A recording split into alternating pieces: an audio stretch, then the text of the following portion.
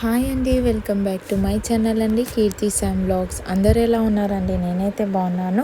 So ఇవాళ వచ్చేసి నేనైతే మీకు డబుల్ బెడ్రూమ్ రిలేటెడ్ కొన్ని అప్డేట్స్ అయితే తెచ్చాను.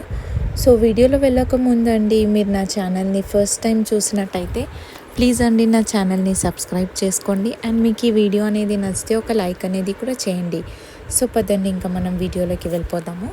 సో ఫస్ట్గా వచ్చేసి మనకి ఏదైతే 26 జనవరిన మంజూరు పత్రాలు ఏవైతే ఇచ్చారో ఇంద్రమ్మ ఇల్లు గురించి, వాళ్ళకు వచ్చేసి మనకి ఫస్ట్ పేమెంట్ అనేది రిలీజ్ అనేది చేసేసారు. అంటే ఫస్ట్ పేమెంట్ 1,00,000 రూపీస్ అమౌంట్ అనేది మనకి బ్యాంక్లో వచ్చేసి క్రెడిట్ చేశారు. సో ఏదైతే అప్పట్లో 1,200 ఇల్లులు ఏవైతే మనకి బేస్మెంట్ స్థాయిలో వరకు కట్టారో వాళ్ళకి ఫస్ట్ పేమెంట్ అనేది రిలీజ్ అనేది అయిపోయింది. ఇంకా మనం నెక్స్ట్ డబుల్ బెడ్రూమ్ అప్డేట్ చూస్తే కనుక మనకి ఇప్పుడైతే చాలా ఫ్రాడ్ అనేవి జరుగుతున్నాయండి డబుల్ బెడ్రూమ్ గురించి. సో మీకు కూడా ఏదైనా థర్డ్ పార్టీ కాల్ కానీ అలాంటివి కానీ ఏదైనా వచ్చినా మీరు ఒకసారి కాంటాక్ట్ అన్ని డీటెయిల్స్ అన్నీ ప్రాపర్గా కనుక్కోండి. గవర్నమెంట్ అయితే మన దగ్గర నుంచి ఏ ఒక్క సింగిల్ రూపీ అనేది కూడా తీసుకోదు. ఇఫ్ ఇన్ కేస్ మనకి పెండింగ్ ఇల్లు ఉన్నా ఆ పెండింగ్ ఇల్లు అనేది మనమే కట్టుకోవాలి. కాబట్టి ఏ ఒక్క సింగిల్ అమౌంట్ తీసుకోకుండా మనకి గవర్నమెంట్ అనేది ఇల్లు అనేది ఇవ్వడం అనేది జరుగుతుంది. సో మనకి ఎవరైనా మీకు ఒకవేళ మేము ఇల్లు అనేది సేల్ చేస్తున్నాం అని చెప్పినా మీరు దయచేసి అలాంటి మిస్టేక్స్ అనేవి ఏం చేయకండి. లేదంటే మీ పైన కేస్ లాంటిది కానీ బుక్ అవ్వడం కానీ జరుగుతుంది. ఇంకా నెక్స్ట్ అప్డేట్ చూస్తే కనుక మనకి జిహెచ్ఎంసీలో వచ్చేసి చాలా వరకు అంటే ఆల్మోస్ట్ 6,200 ఇల్లు అనేది పంపిణీ అనేది చేశారు. బట్ అక్కడ ఉండడం మాత్రం ఓన్లీ జస్ట్ 1,200 పీపుల్ మాత్రమే ఉంటున్నారు. అంటే ఆల్మోస్ట్ 4,500 పీపుల్ ఇంకా డబుల్ బెడ్రూమ్లో అనేది వెళ్ళలేదు.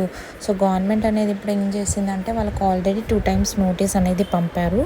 సో ఈ మంత్ 20th లోపు ఇఫ్ ఇన్ కేస్ వాళ్ళు అక్కడ వెళ్ళకపోతే కనుక వాళ్ళ నుంచి ఇల్లు అనేది తీసుకోవడం రిటర్న్ జరుగుతుంది. ఒకవేళ మీకు కూడా ఎవరైనా తెలిసిన వాళ్ళు మీ ఫ్యామిలీ మెంబర్స్ అలా ఎవరైనా డబుల్ బెడ్రూమ్ వచ్చిన వాళ్ళు ఇల్లుకి కనుక అక్కడ ఉండడం కానీ అలాంటిది ఏం జరగకపోయినా మీరు వాళ్ళకి అప్డేట్ అనేది చేయండి. సో ఇప్పుడైతే కంపల్సరీ ఇప్పుడు గవర్నమెంట్ అనేది చాలా స్ట్రిక్ట్ యాక్షన్ అయితే తీసుకుంటారండి. ఎందుకంటే ఇక్కడ మనకి L2 బెనిఫిషరీస్ చూస్తే కనుక చాలామంది ఉన్నారు. L2 లబ్ధిదారులు ఎవరికైతే డబుల్ బెడ్ అయితే అవసరం ఉందో వాళ్ళకి.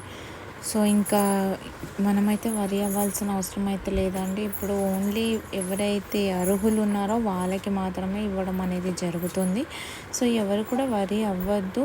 సో ఇప్పుడైతే మనకు వచ్చిన అప్డేట్ ప్రకారం అయితే మనకి ఎవరైతే డబుల్ బెడ్రూమ్లో అయితే వెళ్ళలేదో వాళ్ళందరినీ ఇప్పుడు నోటీస్ పంపుతారు. ఇఫ్ ఇన్ కేస్ రెస్పాండ్ అవ్వకపోతే ఇల్లులు అనేది రిటర్న్ తీసుకోవడం జరుగుతుంది. అండ్ అర్హులకి ఇప్పుడు ఎవరైతే ఉన్నారో వాళ్ళకి ఇచ్చేస్తారు.